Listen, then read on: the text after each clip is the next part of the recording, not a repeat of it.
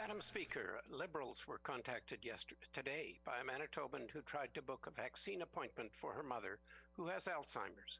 When she called to book the appointment, she was told she couldn't accompany her mother, that a healthcare aide would do it, if one was available, but that the aide might not be able to stay with her and return her mother, who has Alzheimer's, back to her outside. So the appointment wasn't booked. When she asked assistance for people with disabilities like Alzheimer's, she was told, there's a wheelchair ramp. I asked the Premier, why do the operators booking vaccine appointments expect seniors with dementia or Alzheimer's to navigate the super site alone? The Honourable Minister of Health. Madam Speaker, I thank the member for bringing this issue to the floor of the legislature. I guess I would prefer that he would bring it to my office so we can actually find a solution for this to ensure that this individual gets the vaccine that they need, Madam Speaker. I think it's very important when these issues come forward that we can work together. This is not a time to play politics with this on the floor of the legislature. This is a very important issue.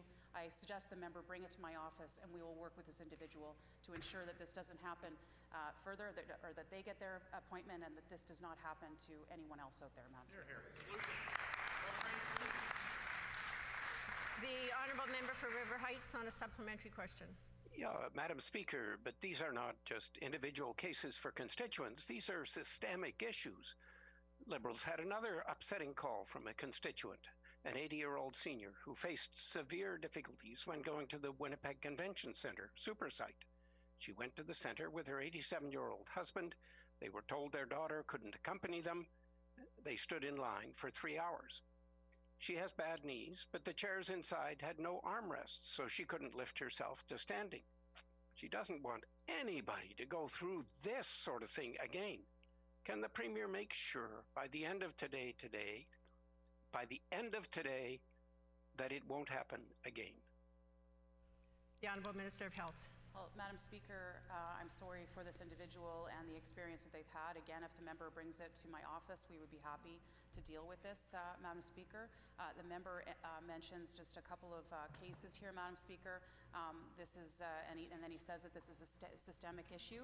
These are individual cases that should be dealt with. Very important, Madam Speaker, to ensure that these individuals get the vaccines that they need, Madam Speaker. And we'll continue to work with all Manitobans towards ensuring that those who are eligible get the vaccine as soon as possible, Madam Speaker. Hear, hear. The Honourable Member for River Heights on a final supplementary.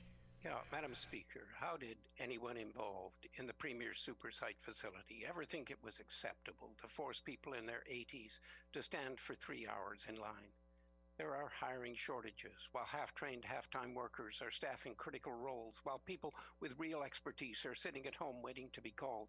For more than a year, it has never been clear who's been in charge of the pandemic response. As fiasco after tragic fiasco rolls out, it's been 390 days of amateur hour. The former head of emergency measures says it's time to bring in the Army. Manitoba Liberals agree. Does the Premier agree as well? Will he bring in the Army? The Honourable First Minister. Well, Madam Speaker, we're going to bring in the Army, and I think we should have done it to get vaccines in this country a lot sooner than has been the case. Right.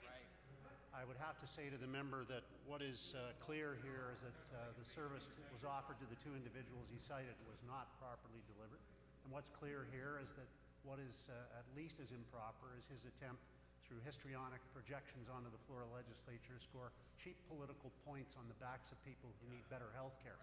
So we'll focus on helping the people get better health care, and I hope in future he focuses on the same thing.